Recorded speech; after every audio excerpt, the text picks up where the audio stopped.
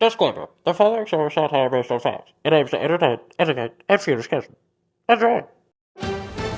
It's 2025 and we all hate each other. So whose fault is it? Well, it's everybody's. This is Countercult. Let's talk about it.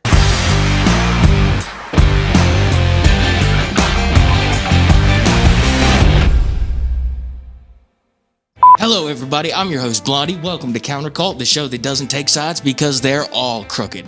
Now, who ruined politics? To understand this a bit, we have to go back to 2001. That isn't where it started, but that is where it expanded at the occurrence of a very particular event. After 9/11, they passed the Patriot Act, which gave the government sweeping power within the context of counterterrorism. Remember Snowden, when the government chased him into Russia because he outed the NSA for illegally spying on everybody? That was a Patriot Act. Nuh-uh. Surveillance, detention authorities, secret courts through FISA, all a result of the Patriot Act and used by Democrats and Republicans to excess. Not to mention, it kind of screwed up national perception because before this, it was right versus wrong. Now, it's American versus whoever else, and we can't even agree on what American means or which party represents it. Racist, hippie, racist, hippie. It was kind of like that. That's abnormal.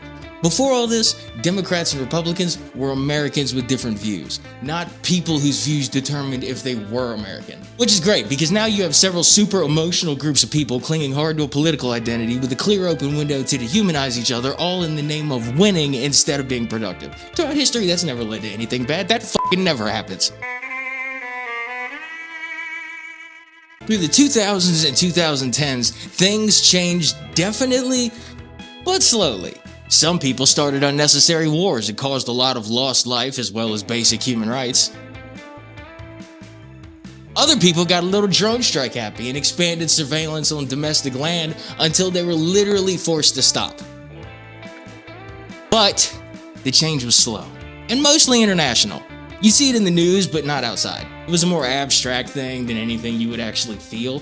But then one day, all that changed. No way to tell when. No one can really be sure.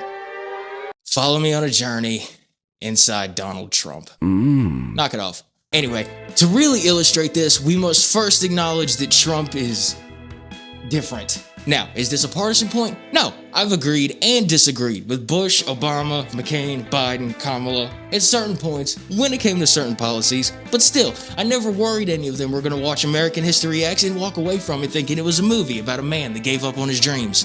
But with Trump, I do. Why? Why is he so different?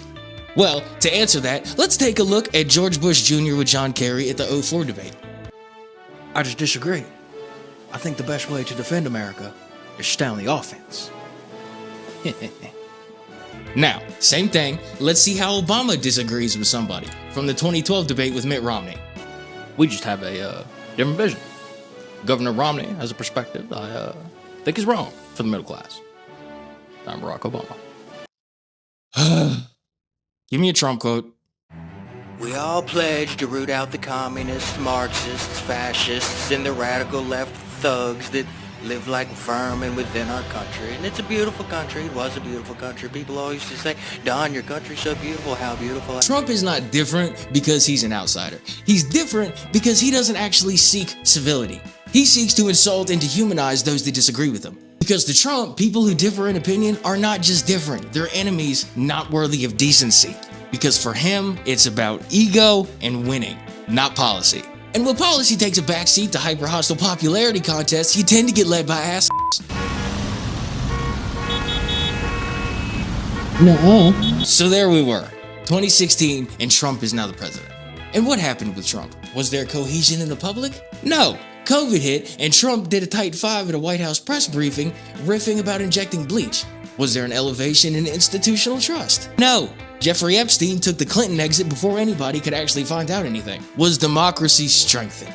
No. Trump insisted the 2020 election was stolen because he lost, and then riled his base to attack the Capitol. This is called a self-coup. It's where leaders ignore the results of a legitimate election to try and stay in power.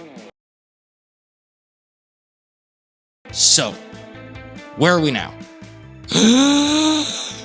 Trump weaponized his outsider image to ingratiate himself to people that distrust the system due to the system's own corruption. He won the presidency twice using xenophobia and nativist fear-mongering to do it, also inviting the racist and hateful elements of society into the mix, forcing other people to dehumanize people that disagree with that, causing the exact same thing to happen with everybody on all sides, guaranteeing that none of us ever try to talk to each other.